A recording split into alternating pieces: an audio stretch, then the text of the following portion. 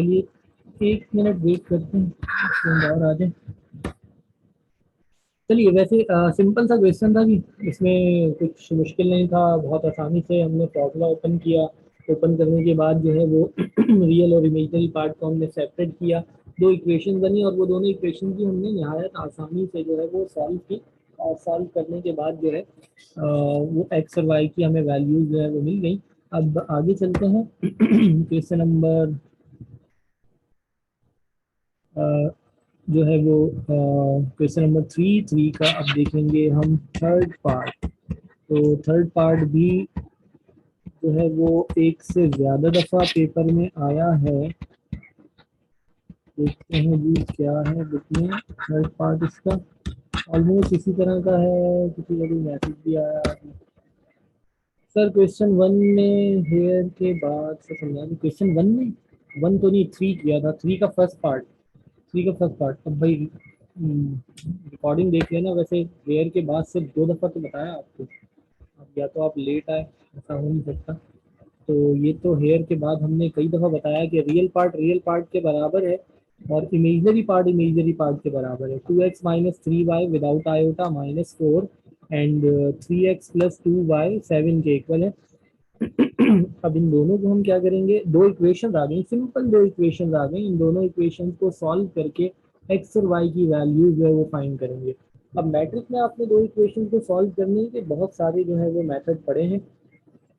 जिस मर्जी मेथड को आप यूज करें और यूज करते हुए इक्वेशन को जो है वो सॉल्व करके उसमें जो भी वेरिएबल हैं उनकी वैल्यूज फाइंड कर लें। मैं निस्बतन आसान ये समझता हूँ कि आप उनके कोफिशिएंट को इक्वल कर लें। हम आगे भी जब लीनियर इक्वेशन को सॉल्व करेंगे जहाँ कहीं भी हमें मिलेंगी और अक्सर मिलती रहेंगी, तो उसमें हम यही करेंगे, कोफिशिएंट को इक्वल कर लें। एक्स को इक्वल करना है तो ये 2x है, ये 3x है, इसको 2 से मल्टीप्लाई किया 6, इसको 3 से मल्टीप्लाई किया 6। सिमिलर साइन है तो सब्ट्रैक्ट कर दें। अगर ये डिफरेंट साइन है 3y और ये माइनस का है और y यहाँ पर प्लस का है, इसको 2 से मल्टीप्लाई किया तो 6 माइनस का होगा, इसको 3 से किया तो 6 प्लस का होगा, और हम फिर क्या करेंगे, दोनों को ऐड कर देंगे। तो 6y से 6y जो है वो क्या होगा, वो कैंसिल हो जाएगा। तो हमने यहाँ पर यही किया, पहली इक्वेशन को 2 से, दूसरी को 3 से मल्टीप्लाई किया और उसके बाद दोनों को ऐड कर दिया।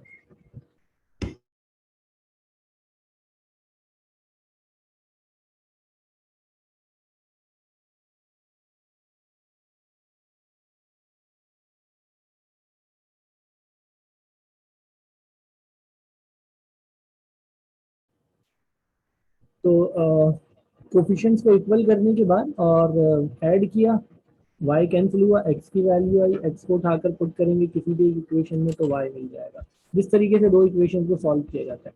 चलिए जी अब क्वेश्चन नंबर 3 का जो है ना वो थर्ड पार्ट हम देखते हैं कि क्या है हमारे पास इसका थर्ड पार्ट।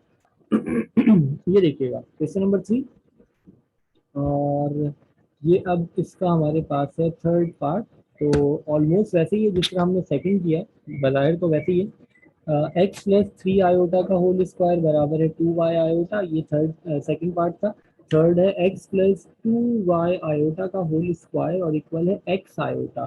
तो चलिए जी जरा देख लेते हैं थर्ड, और थर्ड में क्या कुछ चेंज होगा या नहीं होगा, या बिल्कुल वैसे ही ऑलमोस्ट लग तो वैसे ही रहा है।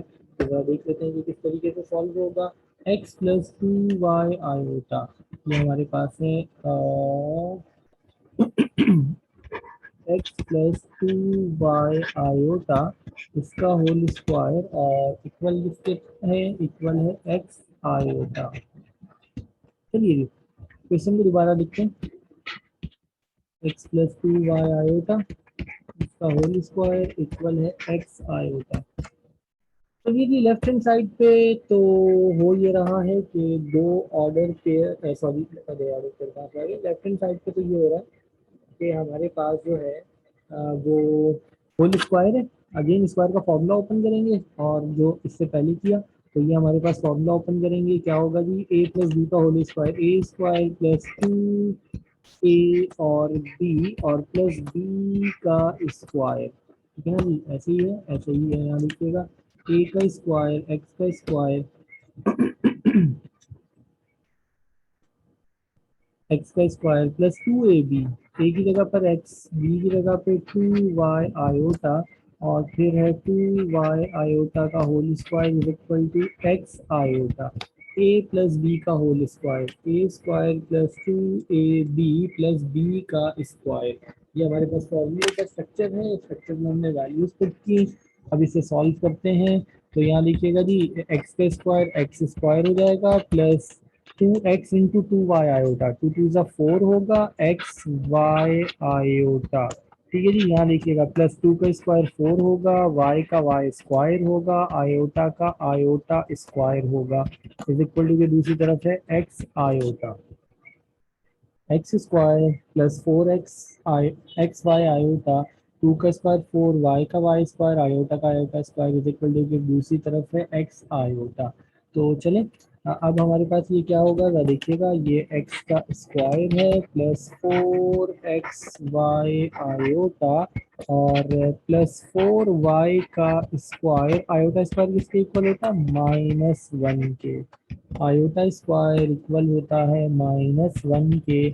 हमने यहाँ पर ये किया आयोटा स्क्वायर की जगह पर -1 रख दिया। आयोटा स्क्वायर की जगह पर -1 रखा प्लस माइनस माइनस। तो बेसिकली जब भी किसी नंबर के साथ आयोटा स्क्वायर होता है ना, आयोटा स्क्वायर चूंकि -1 के इक्वल है तो उस नंबर का साइन चेंज कर देता है। प्लस का 4y स्क्वायर है तो माइनस का हो जाएगा। सो दिस इज एक्स का स्क्वायर प्लस 4xy आयोटा और -4y का square is equal to x iota. चलिए जी वही काम जो इससे पहले करके आ रहे हैं, रियल पार्ट्स को अलग करते हैं। This is real part x square and this is real part without iota जो है -4y स्क्वायर और ये है इमेजनरी पार्ट जो आयोटा के साथ है। तो यहाँ पर हमारे पास है प्लस का एक्स स्क्वायर माइनस का 4y का स्क्वायर प्लस का 4xy iota is equal to दूसरी तरफ क्या है x आयोटा। अच्छा इज इक्वल टू के दूसरी तरफ एक्स आयोटा है तो इसको हम वही लिख देते हैं जो पहले हमने लिखा 0 प्लस एक्स आयोटा। इसके साथ रियल पार्ट नहीं है ना इसलिए। अब जरा यहाँ लिखिएगा दो ऑर्डर पेयर है ना, ये है रियल पार्ट बगैर आयोटा वाला जिसके साथ आयोटा नहीं है एक्स स्क्वायर -4y स्क्वायर। यहाँ पे रियल पार्ट क्या है नहीं है तो यानी कि वो इसलिए नहीं है क्योंकि वो 0 है। इमेजनरी पार्ट जो कि हमारे पास आयोटा का कोफिशिएंट है वो क्या है, वो है 4xy। यहाँ पे इमेजनरी पार्ट क्या है, यहाँ पर है x। अब यहाँ पर हम क्या करते हैं, अब ये दोनों जो हैं क्या होंगे हमारे पास देखिएगा रियल पार्ट के बराबर विच इज एक्स स्क्वायर -4y का स्क्वायर ये इक्वल है 0 के और imaginary part which is 4xy वो बराबर है x के। ये हमारे पास आ गई दो इक्वेशन। इन दोनों इक्वेशंस को सॉल्व करके फाइंड करेंगे x और y की वैल्यूज।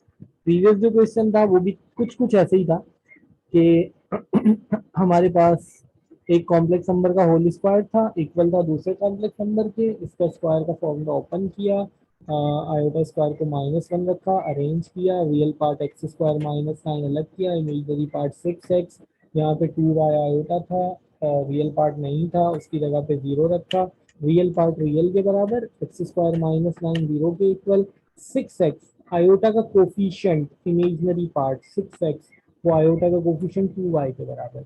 यहाँ से x की डायरेक्ट वैल्यू मिल गई थी x square is equal to 9 x is equal to +-3। फिर उसके बाद हमने इस वैल्यू को उठाकर जो है वो यहाँ पे सेकंड इक्वेशन में पुट किया और y आ गया। यहाँ भी ऑलमोस्ट वैसे ही है, स्क्वायर था सॉल्व किया एक्सप्रेशन को सिंप्लीफाई किया, ये रियल पार्ट आया नहीं था 0 के इक्वल, इमेजनरी पार्ट आयोटा का कोफिशिएंट 4xy x के इक्वल। अब हम क्या करते हैं इक्वेशन 1 और 2 आ गई। अच्छा प्रीवियस में जो है ना वो बेसिकली यहाँ सिर्फ एक्स स्क्वायर -9 लिखा हुआ था तो x की वैल्यू डायरेक्ट मिल गई थी, यहाँ x की वैल्यू डायरेक्ट नहीं मिल रही ना, ये x और y की फॉर्म में है, ये भी x और y की फॉर्म में है। तो अब यहाँ से x या y की वैल्यू निकालेंगे और यहाँ पर पुट कर देंगे। जिस तरह दो इक्वेशन सॉल्व करते हैं, अगर दोनों लीनियर होती दोनों सिंपल होती तो वो फिर हम कोफिशिएंट को सेम करके ऐड सब्ट्रैक्ट कर देते, बट फिर भी मुश्किल नहीं है जी। जरा देखिएगा यहाँ पर हमारे पास जो है वो क्या होगा, ये हमारे पास हो जाएगा एक्स स्क्वायर इक्वल होगा 4y का स्क्वायर। ठीक है जी। और अच्छा या यहाँ से x की वैल्यू निकाल लें यहाँ पुट कर दें, आपकी मर्जी है। यहाँ से अब अगर निकालेंगे तो x इक्वल हो जाएगा +-2y, फिर वहां पुट करेंगे। बेहतर है कि आप सेकंड वाले में से निकाल लें, वो निस्बतन आसान इक्वेशन है। तो क्या देखिएगा, अगर हम सेकंड वाले एक्सप्रेशन को देखें तो यहाँ से देखिएगा, यहाँ से देखें, यहाँ से x की वैल्यू निकालें तो ये देखें होगा क्या,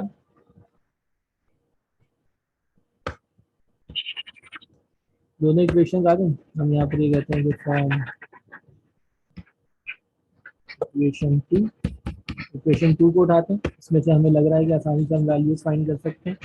4xy is equal to x, ठीक है जी। अब जरा यहाँ देखिएगा, 4xy is equal to x, solve करें, क्या करें, होगा ये कि ये x से x कैंसिल हो गया और ये हो जाएगा 4y इज इक्वल टू 1, ठीक है ना जी। कैंसिल हुआ ना, मल्टीप्लाई कर रहा हुआ डिवाइड करेगा, कैंसिल हुआ तो 1, सब्ट्रैक्ट होता तो 0।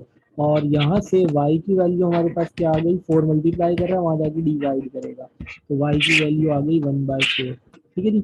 किसी को कोई प्रॉब्लम यहाँ तो नहीं ना। दोनों इक्वेशन को सॉल्व करना है, फर्स्ट और सेकंड इक्वेशन को सॉल्व करना है। अब दो इक्वेशन हमारे पास है, इन दोनों इक्वेशन को सॉल्व करके x और y की वैल्यूज हमें फाइंड करनी है।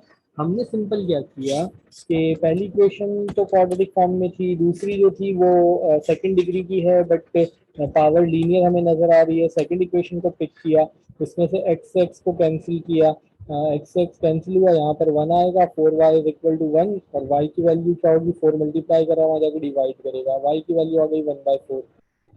अब इस y की वैल्यू को उठाकर इक्वेशन 1 में y की जगह पर पुट करेंगे तो x भी मिल जाएगा, ठीक है जी। अच्छा, अब एक छोटी सी चीज ध्यान में रखिएगा, ये क्वेश्चन पेपर में 2 या 3 दफा आ चुका है और प्रीवियस पार्ट के मुकाबले में थोड़ा सा लेंदी भी है। अगर आपने इसको इस तरीके से सॉल्व किया ना तो होगा ये कि आपको पूरे मार्क्स नहीं मिलेंगे। देखिए y की वैल्यू 1/4 आ गई, बिल्कुल ठीक है जी, y की वैल्यू 1/4 आ गई, y की जगह पर आपने 1/4 पुट किया, 1/16, 4 से 4 कैंसिल, 1/4, x इक्वल आ जाएगा +-2। बेसिकली आपको x की वैल्यू मिलेगी +-1/2 जब y रखा होगा 1/4, ठीक है। मगर ये इनकम्प्लीट आंसर होगा, ये जरा गौर से सुन लीजिएगा क्यों इनकम्प्लीट आंसर होगा। बेसिकली होता क्या है ये जहन में रखिएगा कि जब भी हम किसी इक्वेशन को सॉल्व करें ना, किसी भी इक्वेशन में जो वेरिएबल होता है ना उसको कैंसिल नहीं करते, किसी भी इक्वेशन में वेरिएबल को कैंसिल नहीं करते। ये जो हमने x से x को कैंसिल किया, इसका मतलब ये है कि इस इक्वेशन में x भी था और x की हमें एक वैल्यू मिलनी थी। जब हमने इसे कैंसिल किया तो हमने x की वो वैल्यू खो दी, हमने x को तो कैंसिल कर दिया। अब जब x ही हमारे हाथों से चला गया तो इस x की जो वैल्यू मिलनी थी वो भी नहीं मिली। जब ये x हमने लूज कर दिया तो इस x को यहाँ पर पुट करने पे जो y मिलना था वो भी हमने खो दिया, वो भी हम लूज कर गए। तो ये ध्यान में रखिएगा, किसी भी इक्वेशन में कभी भी वेरिएबल को कैंसिल नहीं करते। हाँ ये जरूर है, यहाँ ऐड हो रहा है वहां जाके सब्ट्रैक्ट हुआ, ठीक है, ऐड सब्ट्रैक्ट हो जाते हैं, वेरिएबल को कैंसिल नहीं करते, ये जहन में रखिएगा। हम आगे भी जाएंगे, इक्वेशन को सॉल्व करेंगे, चैप्टर नंबर 3 है ही इक्वेशन का। अगर आप, या सेकेंड ईयर में भी हम ये बात करेंगे, अगर आप वेरिएबल को कैंसिल करेंगे तो इट मीन्स के आपने उसकी एक वैल्यू को खो दिया। तो अब क्या करेंगे जरा देखिएगा, ये हमारे पास है 4xy is equal to x, x x को कैंसिल नहीं करेंगे, यहाँ पर ही हमारे पास होगा 4xy minus x is equal to 0। इस x को उठाकर यहाँ लेकर आए, अब यहाँ पर क्या है, x कॉमन निकल रहा है, x कॉमन निकाला तो ये हो जाएगा 4y minus 1 is equal to 0। x common निकला 4y आएगा, माइनस x कॉमन निकला तो 1 आएगा, कंप्लीटली कॉमन निकल गया तो 1 आएगा। अब यहाँ पे देखें ये दो एक्सप्रेशन आपस में मल्टीप्लाई हो रहे हैं, दो फैक्टर्स आपस में मल्टीप्लाई हो रहे हैं और इनका प्रोडक्ट 0 के इक्वल है। इसका मतलब ये हुआ कि पहला, आइदर पहला 0 के इक्वल या दूसरा 0 के इक्वल, यानी हम ये कहेंगे कि either x is equal to 0, ये तो डायरेक्टली एक वैल्यू आ गई, और यहाँ पर क्या होगा 4y minus 1 is equal to 0। अच्छा जी, यहाँ से देखिएगा 4y इक्वल होगा 1 के और y इक्वल हो जाएगा 1/4।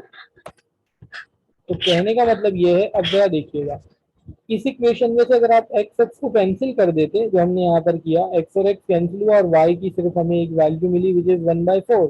हमने कहा हम एक्स लूज करके वाई 1/4, ठीक है, हमने कहा था ये वैल्यू सही है, इसको पुट करेंगे तो एक्स हमें मिल जाएगा, दो वैल्यूज मिलेंगी प्लस माइनस 1/2। बट जो एक्स हमने एक लूज किया उस पर एक वाई भी तो मिलना था, तो एक्स ही लूज हो गया तो वाई भी नहीं मिलेगा। बट जब आपने यहाँ पर इसे प्रॉपर सॉल्व किया, कैंसिल नहीं किया, एक्स को उठाकर इक्वेशन के इस तरफ लेकर आए, देन एक्स कॉमन निकला, देन दो फैक्टर हैं प्रोडक्ट की फॉर्म में, उनका रिजल्टेंट जीरो के equal, either first one is equal to zero और second one is equal to zero. तो x is equal to zero एक वैल्यू आ गई and 4y minus one is equal to zero, यानी कि y इज इक्वल टू 1/4। अब हम क्या करेंगे, अब देखें पहले सिर्फ ये वैल्यू आई थी, ये हमने लूज कर दी थी, अब हमारे पास ये दोनों हैं, अब इन दोनों को बारी बारी उठा के इक्वेशन 1 में पुट करेंगे। x इज इक्वल टू 0 पे y फाइंड करेंगे, y इज इक्वल टू 1/4 पे x फाइंड करेंगे। ये ख्याल रखना है इस क्वेश्चन में, वरना हो जाएगी गड़बड़। तो अब हम यहाँ पर ये कहते हैं कि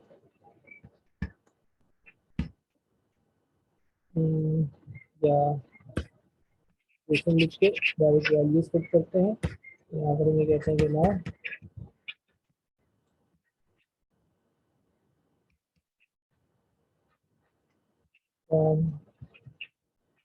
इक्वेशन 1, इक्वेशन 1 को लें which is x square minus 4y square is equal to zero है, I think x square minus 4y square is equal to zero, ठीक है जी। यहाँ पर हम ये कहते हैं कि at x is equal to zero, एक एक्स की वैल्यू जीरो पुट कर रहे हैं, उस पर जो भी वाई आए, इसी तरीके से at y is equal to 1/4, y की वैल्यू 1/4 पुट कर रहे हैं, उस पर जो भी एक्स आए। तो यहाँ पर हमारे पास होगा एक्स की जगह पे जीरो, उसका square minus 4y square is equal to zero. So zero का square zero, minus 4y square is equal to zero. So ये minus 4y square is equal to zero, minus 4 multiply कर रहा है वहां जाके डिवाइड करेगा, so y square is equal to zero and y is equal to root लिया तो zero, plus minus zero नहीं जीरो, जीरो का रूट जीरो ही होगा। इट मीन्स कि एक ऑर्डर पेयर वह देखिएगा एक्स कॉमा वाई, वो हमारे पास क्या आया, एक्स की वैल्यू जीरो पुट की तो वाई भी जीरो आया, एक ऑर्डर पेयर हमारे पास ये आ गया। अगर एक्स कैंसिल कर देते तो ये हम लूज कर जाते। अब y की वैल्यू 1/4 पुट करते हैं, तो ये है एक्स स्क्वायर माइनस 4, वाई की जगह पर 1/4 इसका square is equal to zero, इसमें पुट कर रहे हैं ना सेकंड फर्स्ट इक्वेशन में, x square minus 4y square at x is equal to zero, zero रख के सॉल्व किया, वाई भी जीरो आया। अब y की वैल्यू 1/4 रख रहे हैं, एक्स स्क्वायर माइनस 4, वाई की जगह 1/4 इसका square, so this is x square minus 4, 1/4 का स्क्वायर कितना होगा, 1/16 इक्वल टू जीरो। सो 4 से 16 कैंसिल हुआ, दिस इज एक्स का square minus 1/4 is equal to zero, so x square is equal to 1/4, minus 1/4 equation के दूसरी तरफ जाकर क्या होगा, प्लस 1/4 हो जाएगा। सो यहाँ पे x की वैल्यू क्या होगी, प्लस माइनस 1/2, दोनों तरफ रूट लिया, जब दोनों तरफ रूट लेंगे तो प्लस माइनस 1/2 हो जाएगा, ऐसी होगा, बिल्कुल ऐसी हो जाएगा। तो यहाँ देखिएगा, अब इसको ऑर्डर पेयर की फॉर्म में लिखेंगे x कॉमा वाई, तो देखिएगा जी x की वैल्यू क्या आई, प्लस माइनस 1/2, जब y की वैल्यू क्या पुट की थी 1/4, एक y पे दो x आ रहे हैं, यानी 1/2 1/4 और माइनस 1/2 1/4, y की वैल्यू 1/4 पुट करने पे दो x मिले और वो है प्लस माइनस 1/2। सो जो इसका आंसर होगा ना, तो सोल्यूशन सेट इस इक्वेशन का वो क्या होगा, इसका जब हम आंसर लिखेंगे तो हम यहाँ पर ये कहेंगे कि x कॉमा वाई, और वो हमारे पास एक ऑर्डर पेयर है 0 0 और दो ऑर्डर पेयर जो है वो प्लस माइनस 1/2 पे 1/4। चलो जी, बात समझ में आ रही है। ख्याल आपने ये रखना है इस क्वेश्चन में, ये कॉन्सेप्ट बिल्कुल जहन में रखना है कि जब भी किसी भी इक्वेशन को सॉल्व करेंगे उसमें आपको वेरिएबल मिलेगा, उसको कैंसिल नहीं करेंगे, कभी भी वेरिएबल को कैंसिल नहीं करेंगे, उस वेरिएबल की वैल्यू फाइंड करेंगे। ख्याल रखिएगा, ठीक है ना जी, उसकी वैल्यू फाइंड करेंगे, उसको कैंसिल नहीं करेंगे। इस एक्स को उठाकर इक्वेशन के इस तरफ लेकर आए, कॉमन निकाला, एक्स की वैल्यू 0 और वट एवर दूसरे एक्सप्रेशन से वाई मिल गया 1/4। तो ये ध्यान में रखिएगा, ये वैसे आगे भी हमें मिलेगा चैप्टर 3 में 4 में, जहाँ कहीं हमें आगे कहीं ऐसी इक्वेशन मिलेगी इवन के सेकेंड ईयर में, कि वहां पर हमें जब वेरिएबल जो है वो कैंसिल होता हुआ नजर आएगा तो हम उसे कैंसिल नहीं करेंगे। ये ध्यान में रखिएगा। इस तरीके से इसको जो है वो क्या किया जाएगा, सॉल्व किया जाएगा। ठीक है जी। तो चले इसका चौथा पार्ट भी देख लेते हैं सर, वो सिंपल है। क्वेश्चन नंबर 3, 3 का फोर्थ पार्ट में ऐसी कोई खास चीज नहीं है क्या क्या देखिएगा। तो यहाँ देखिएगा। चलिए, इसका फोर्थ पार्ट बहुत ही सिंपल है। एमसीक्यूज में शायद एक दफा ये इसका फोर्थ पार्ट आया है। ठीक है जी। 3 का fourth which is minus x 3y is equal to 2 0। तो एक हमारे पास इक्वेशन है, इस इक्वेशन को हमें सॉल्व करना है, सॉल्व करके हमें जो है वो क्या करना है, वैल्यू फाइंड करनी है एक्स और वाई की। Minus x comma 3y is equal to 2 0। तो चले जी, अब जरा देखिएगा। तो गिवन में हमारे पास यानी so we have to solve solution. इसका क्या सॉल्यूशन करें, क्वेश्चन लिखते हैं। क्वेश्चन हमारे पास जो है वो है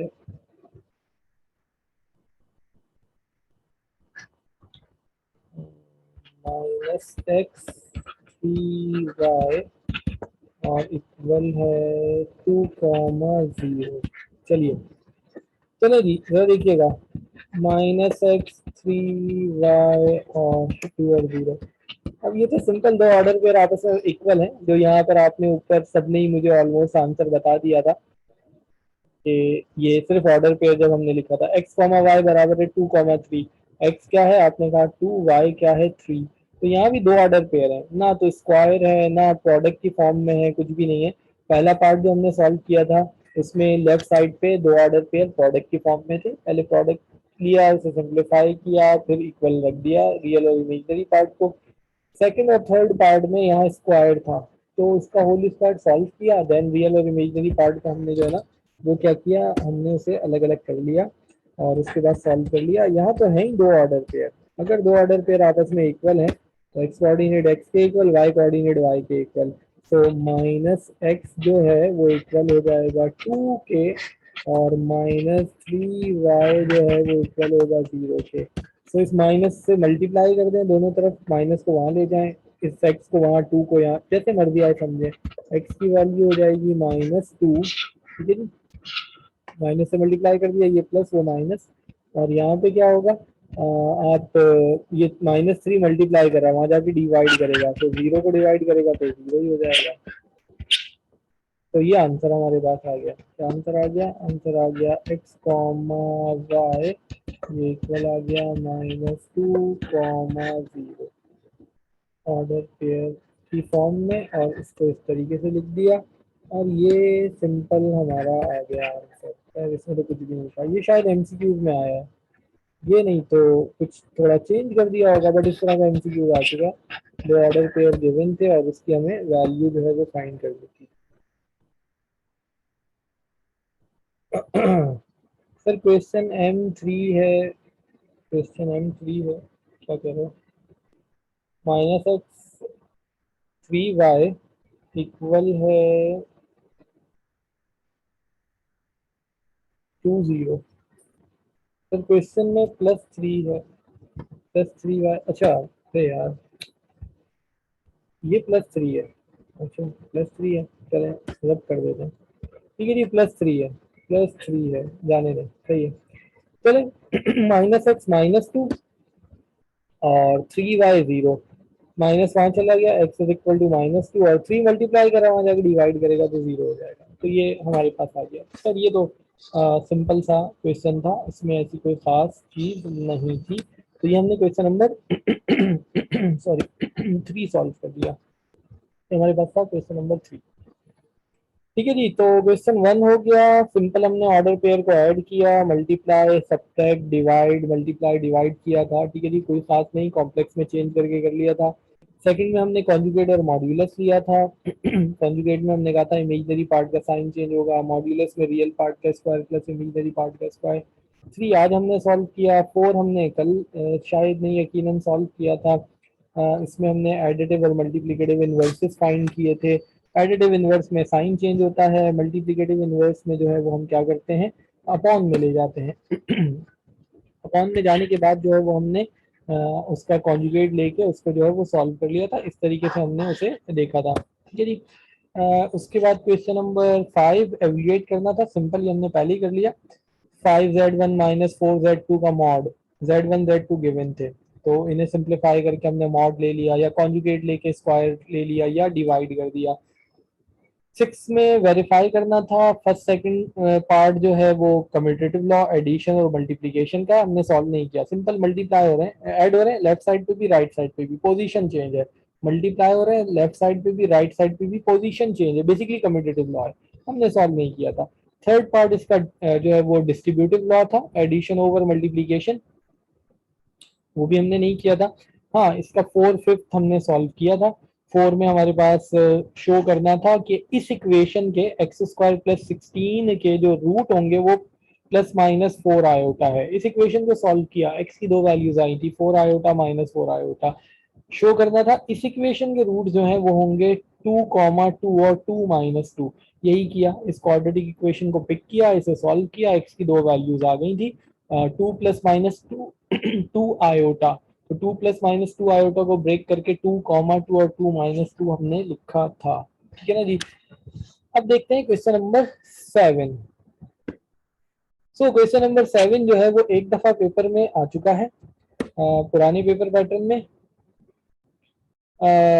पेपर में जो है वो आ चुका है। उसके अलावा ये एक या दो दफा एमसीक्यूज में आ चुका है। तो पेपर पैटर्न चेंज होने के बाद ये जो है वो एमसीक्यूज में आया है। तो अभी हम यहाँ पर देख लेते हैं कि किस तरीके से है। एमसीक्यूज के लिए तो खैर डायरेक्टली वो पता चल जाएगा कि क्या आंसर है, उसमें खैर कोई ऐसा इशू नहीं है, बट पेपर में एक दफा आया भी है।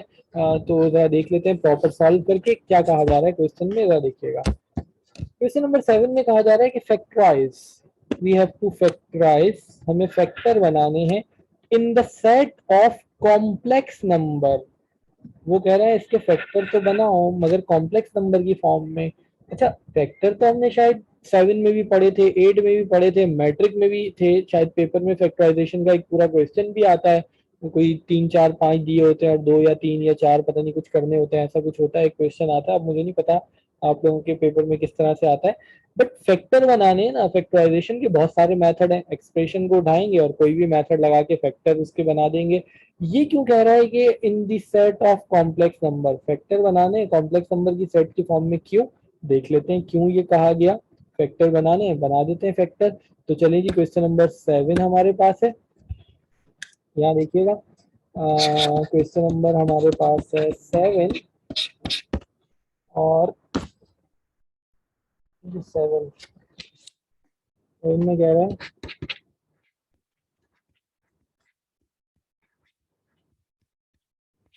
तो factorise in the set of complex number, वो हम नहीं लिखे। हमें बेसिकली क्या करने हैं, एक्सप्रेशन जो भी गिवन है उस एक्सप्रेशन के फैक्टर बनाने हैं। पहला वाला ही पार्ट इसका ले लेते हैं और वो हमारे पास है 4a² + 9b का स्क्वायर, 4a² + 9b², हमें इसके फैक्टर बनाने हैं। चलिए बनाते हैं, देखते हैं क्या मसला है। चलिए जी, 4a का स्क्वायर + 9b का स्क्वायर, इसके बनाने हैं फैक्टर। चले भाई, देखिए मसला ये है कि अगर ये हमारे पास होता, अगर ये हमारे पास होता 4a² माइनस 9b स्क्वायर। तो इसके फैक्टर बनाते हुए हम डिफरेंस का फॉर्मूला अप्लाई कर देते। a का स्क्वायर माइनस b का स्क्वायर 2a 3b, 2 का स्क्वायर 4, a का a स्क्वायर 3 का 9, b का b square, a minus b a plus b, इसके बन जाते फैक्टर 2a प्लस 3b और 2a minus 3b। But unfortunately यहाँ पर बीच में माइनस नहीं है, प्लस है। अच्छा, अगर प्लस है तो क्या मसला है? मुझे याद पड़ता है कि वो मैट्रिक की बुक में एक क्वेश्चन हुआ करता था पुराने ज़माने में, जब हमने भी पढ़ा या शायद बाद में भी आया। x की पावर 4 और प्लस 1 था या पता नहीं, ऐसे ही कुछ होता था। इसके फैक्टर बनाने, ठीक है, या पता नहीं 4 होता था या 16 होता था, याद भी नहीं आ रहा कि क्या था। ठीक है, अच्छा, इसके फैक्टर बनाने। देखिए, अगर बीच में प्लस है तो इसके फैक्टर बनाने कंप्लीटिंग स्क्वायर का मेथड अप्लाई किया था शायद आप लोगों ने, ठीक है ना जी। a का स्क्वायर 2ab, तो यहाँ पे अगर 4 कर दें तो अच्छी बात है ना, 4 ही कर देते हैं। 2ab और प्लस b का स्क्वायर, ये अपनी तरफ से लिख दिया, क्योंकि ये होगा एक्स स्क्वायर का स्क्वायर एक्स की पावर 4, 2 का स्क्वायर 4, ये 2 टाइम्स अपनी तरफ से ऐड किया। अपनी तरफ से ऐड किया तो सब्ट्रैक्ट भी करेंगे, क्योंकि अपनी तरफ से तो कुछ ऐड नहीं कर सकते। तो मैट्रिक में ऐसा एक पहले क्वेश्चन होता था, पता नहीं आप लोगों की बुक में है या नहीं है।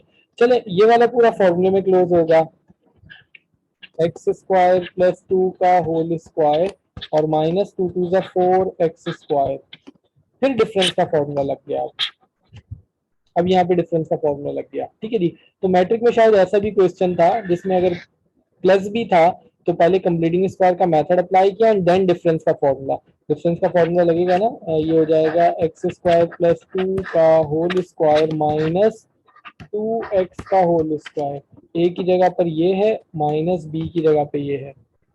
तो क्या यहाँ पे ये फॉर्मूला तो अप्लाई नहीं हो रहा, बट क्या ये इस तरह से हो जाएगा अगर हम ये कंप्लीटिंग स्क्वायर का मेथड अप्लाई करें? वह देखिएगा, हम फॉर्मूले का जो स्ट्रक्चर लिखेंगे, पहले का स्क्वायर प्लस 2 टाइम्स ऑफ पहला दूसरा प्लस दूसरे का स्क्वायर। पहले का होगा 2a, दूसरा नंबर है 3b, यहाँ पे लिखा 2a, ये होगा 3b। तो जो ये ऐड किया तो सब्ट्रैक्ट भी करेंगे, 2 टाइम्स ऑफ 2a और 3b सब्ट्रैक्ट भी किया, ये फॉर्मूले में क्लोज हो जाएगा। जो अभी हमने बात की थी, ये फॉर्मूले में क्लोज होगा किसके? 2a प्लस 3b का होल स्क्वायर और माइनस 2 2 जा 4, 4 3 जा 12, 12ab। अब ये a मगर ये b नहीं है, यहाँ तो लिख देंगे, ये वाला फॉर्मूला नहीं लग रहा, ये वाला फॉर्मूला नहीं लग रहा। यानी अगर हम कंप्लीटिंग स्क्वायर का मेथड अप्लाई भी करें तो उसके बाद डिफरेंस का फॉर्मूला नहीं लग रहा, आगे तो सॉल्व नहीं होगा, फिर ऐसे ही रह जाएगा। ये तो आगे सॉल्व हो रहा था, इसके प्रॉपर फैक्टर बन रहे थे। तो कहने का मतलब ये है कि अगर यहाँ बीच में माइनस होता तो जिंदगी आसान थी। नहीं है, प्लस है, तो मैट्रिक में आप लोगों ने शायद किया है, अगर प्लस भी हो ना तो वो ऐड सब्ट्रैक्ट करके ना आप लोग सॉल्व करते हैं। अब यहाँ पे ऐसा कुछ नहीं है, अब कुछ भी नहीं है तो ये भी नहीं हो सकता, इसका मतलब है ये भी नहीं हो सकता, ये इस तरीके से सॉल्व नहीं हो सकता। मगर फैक्टर तो बनाने हैं ना। अब कैसे बनेंगे इसके फैक्टर? अब जरा देखिएगा कि कैसे बनेंगे इसके फैक्टर। क्वेश्चन को दोबारा लिख लेते हैं। हमारे पास क्वेश्चन है 4a² प्लस 9b का स्क्वायर, इसके बनाने फैक्टर। हमने कहा था अगर यहाँ माइनस हो ना तो फैक्टर बन जाएंगे, तो जरा यहाँ देखिएगा, इसको लिखते हैं 4a का स्क्वायर माइनस 9b का स्क्वायर इंटू -1। कुछ गलत तो नहीं किया, कुछ भी इलीगल नहीं किया। हमने यहाँ पर ये किया कि बेसिकली इस प्लस को माइनस बनाना था ना, अगर माइनस मिल जाए तो फैक्टर बन जाए। तो ये हमने लिखा माइनस और यहाँ लिख दिया -1, ठीक है ना जी। माइनस इससे मल्टीप्लाई होगा तो माइनस माइनस प्लस हो जाएगा, माइनस माइनस प्लस हो जाएगा, ठीक है। मसला ये है कि माइनस तो ऐसे लिख दिया, बट अब ऐसा नहीं हो सकता कि a का स्क्वायर और माइनस b का स्क्वायर साथ में ये भी है। ये तो बात समझ में आ रही है? देखें, 4a² प्लस 9b का square, 4a² as it is रहा, अगर बीच में माइनस मिल जाए तो फैक्टर बन सकते हैं। तो हमने क्या किया, माइनस लिखा, 9b² लिखा, यहाँ पे -1 लिख दिया। माइनस माइनस दोबारा अगर मल्टीप्लाई होंगे तो प्लस हो जाएगा। अब यहाँ देखिएगा, अब इसको लिखेंगे 4a² minus 9b² into iota का स्क्वायर। कहाँ से आया iota square? We know that कि iota square is equal to -1। इस -1 को आयोटा स्क्वायर लिख दिया। अभी तक हम ये करते आ रहे हैं कि जहां कहीं भी आयोटा स्क्वायर मिलता है उसे -1 लिखते हैं। अब इनवर्स काम किया, रिवर्स, -1 को आयोटा स्क्वायर लिखा। क्या फायदा होगा? फायदा होगा ये कि अब ये फॉर्मूले के स्ट्रक्चर के मुताबिक है। देखिएगा जी, ये है 2a, ये है 3b आयोटा, ऐसा है। जरा देखिएगा, 2 का स्क्वायर 4, a का a स्क्वायर माइनस 3 का स्क्वायर 9, b का b स्क्वायर, आयोटा का आयोटा स्क्वायर। ऊपर वाला स्टेप आ गया, ठीक है जी। और ऊपर चले, आयोटा स्क्वायर की जगह पर -1 रख सकते हैं, -1 लिख दिया। और ऊपर चले, माइनस माइनस प्लस हो गया, वही एक्सप्रेशन आ गया। तो बेसिकली 4a² प्लस 9b² को हम लिख सकते हैं 4a² minus 9b² iota square. अगर ये बीच वाला आप स्टेप ना भी लिखे तो फर्क नहीं पड़ेगा, बट समझाने के लिए लिखा, अच्छा है, लिख दीजिए। इसके बाद आप डायरेक्ट ये लिख सकते हैं 4a² minus 9b² iota square, because we know that कि iota square is equal to -1 and minus minus plus हो जाएगा, बिकॉज बीच में प्लस ही था। अब यहाँ पे डिफरेंस का फॉर्मूला लगेगा। तो डिफरेंस का फॉर्मूला क्या कहता है? डिफरेंस का फॉर्मूला कहता है एक दफा इन दोनों एक्सप्रेशंस को ऐड कर दो और एक दफा इन दोनों को सब्ट्रैक्ट कर दो। तो 2a plus 3b iota and 2a minus 3b iota. तो हमने इसके फैक्टर तो बनाए, but in terms of complex number iota की फॉर्म में आए ना। इस वजह से वो कह रहा था कि factorise in the set of complex number. ठीक है जी, ये एमसीक्यूज में भी आया है, तो वो तो आप डायरेक्ट लिखेंगे, आयोटा स्क्वायर लिखा और फिर 2a plus 3b iota, 2a minus 3b iota. आसान हो रही है, जरा थोड़ा सा वेट करते हैं।